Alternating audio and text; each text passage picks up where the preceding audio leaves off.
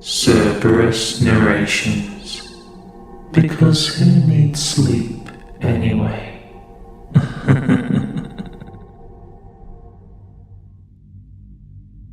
When my mother was a kid, back in the early 70s, my grandfather was in the Navy, so they moved around a lot. He did a lot of HVAC work in the Navy, so after he was done with the military, he decided to open his own business. So they packed up their bags and moved to Miami. So, everything was going great. His company was doing well, they had their 4th kid, and it was Miami. So everything was awesome. Then, one day, my grandpa starts getting a flood of complaints. People were calling in saying they wanted their money back for his shoddy work. He immediately noticed something was wrong. He had never had any of these clients. After some questioning, he learned that all of the complaints were that 2 Cuban guys came in and did terrible work. Everything was rushed, and something reminiscent of an amateur. One problem with these complaints: my grandpa was the only employee at his company, so he started digging and found the men posing as his company.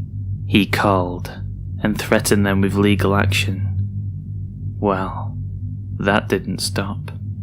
So, after all of this, my mum noticed something weird. There was always one car that would be at the same spot as her school. Sometimes it would be on her way home, but as a kid, she didn't think anything of it. So she told my grandpa, and he had an uneasy feeling about it, but didn't think anything was wrong. Here's the worst part. One day, he gets a call from the number that was posing as him.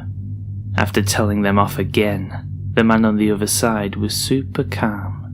Then, he finally spoke. "Frank, you're going to continue to let us use your company name. Now, if you haven't picked up some clues at this point, this was the Cuban Mafia. They were posing as my grandpa to get some cash. My grandpa didn't give a shit. He stubbornly told them to fuck off." The man sighed and said, "Frank, we know who you are. We know you have a wife who walks to work at this time every day. And we also know you have a daughter named Sandra, who walks to school at 8:30 and gets out at 3. We've been watching her for a couple of weeks."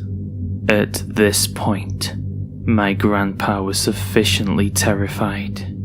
He hung up the phone and packed up everything. My mum says they were out there in 3 days. I grew up in Massachusetts during the 70s. I lived on a relatively traffic-free street, and there were always kids to play with. So if we weren't at school, we were outside. You came home when you heard your mother calling for you. But other than that, you were exploring the woods and going on adventures. My brother, who was 6 years older than me, would occasionally let me hang out with his friends. But for the most part, I spent my time with my best friend. There was an old yellow barn that was at the top of our street. It always looked abandoned, and my friend and I always wanted to sneak inside and check it out. Both our mothers were very adamant that we were not allowed to go near the barn, but never gave us a reason. During the summer, we were 8 years old and we were bored. We had already ridden our bikes 3 miles down the road to get ice cream and spent time feeding the dogs. It was while we were riding back to our street I mentioned that I really wanted to take a look in the barn and see what was in it. Michelle was less adventurous than me, and was afraid we would get into trouble. I finally managed to convince her to come with me. So, right around dusk, we went behind the barn and found a very small window that was level with the ground. I was really tiny for my age, I knew I could squeeze in it and then find a way to open the door for my friend. So, with her pushing me from behind and holding my legs, I finally got into the barn. It was dark and had a really nasty, dank, musty smell. I felt my way along the walls until I found the stairs and went up the main floor. It was much lighter in there, and I was able to open the door for Michelle. As soon as she got in there, she was ready to leave, but I wanted to do some exploring, so I made her stay with me. It was pretty much a big open room. To the left were the stairs that I came up from the basement, and to the right were another set of stairs that led to a loft. In the big room, there were tools and chains hanging on one of the walls, plastic bags scattered around, and a chair that was sitting in the corner. Nothing else was in the big room. So, we made our way up to the loft. There were shelves that had an assortment of stuff like canned food, empty beer cans, and liquor bottles, porn magazines, and a few random boxes. I figured it was a hangout for the older teenage boys in the neighborhood, so I wasn't too scared. I opened up one of the boxes, and it contained bullets. I opened up another small box, and in it was a handgun. I thought it was the coolest thing, not worried about why it was there, or what it could be used for. By now, Michelle was freaking out, and totally scared because it was much darker, and she wanted to go home. She finally had enough, and told me she was leaving. I said I would be coming in a few minutes. I just wanted to look around to see if there were any more treasures to find. To this day, I never really found that little voice of reason that would tell me I was making a bad decision.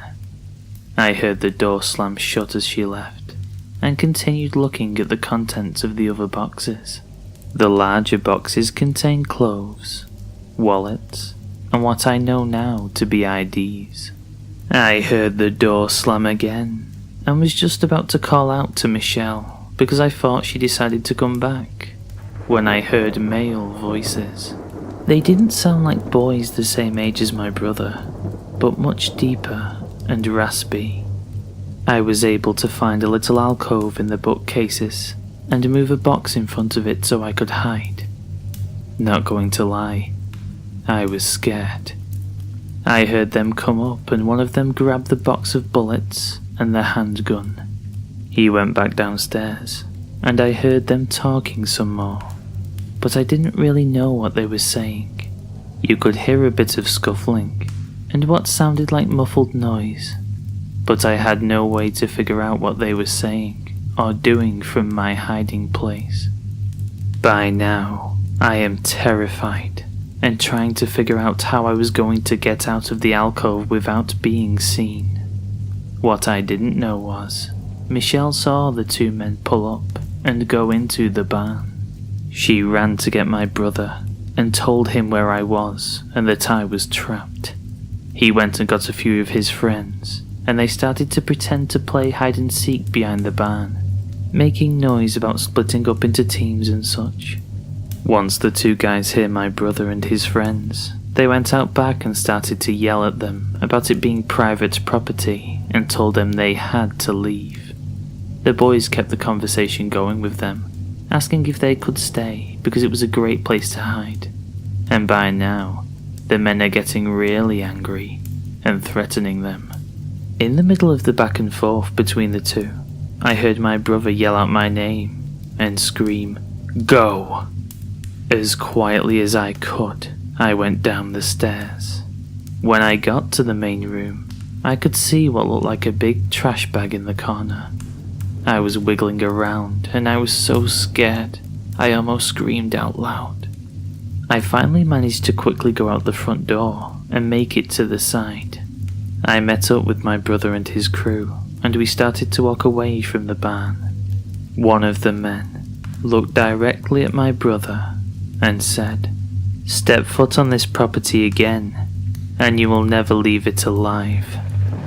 Some of the boys laughed, but my brother nodded his head seriously and said he wouldn't trespass ever again. It was pretty quiet as we made our way down the now dark street. You could hear some of the parents calling out for their kids to come home. We could hear our mother call out our names, so we separated from the group. I gave Michelle a big hug and swore her to secrecy about what we did. My brother threatened us with severe punishment if we even looked at the barn again. Not to worry. I learned my lesson. My brother said that he heard from hushed conversations between our parents that they knew stuff was going on in the barn, but they never mentioned any more to either of us. So, years go by, and we are all now in our 40s, and Whitey Bulger is in the news. People were coming out of the woodwork with stories of his heyday. My brother calls me and asks me if I heard about what happened in our town. He went on to tell me that they found 5 bodies buried in the old barn that used to be at the top of our street. It was a hideout for his family, where they tortured, killed, and buried associates. Had there been a light in the basement of the barn when I went in, I may have witnessed seeing them firsthand. I can't tell you how grateful I am that I don't have to live with that sight. And that wiggling garbage bag that I saw when I was on the way out, that may have been one of the deceased they found. I will never know for sure, but it is possible that I could have been trapped in the loft while they executed a man. I asked my father for details, but even to this day he was not forthcoming, only to tell me that back then it was very bad for your health if you got in the middle of what was going on up there, so it was best to keep your mouth shut and your eyes closed. And so, that was the summer when I met the Mafia in Massachusetts.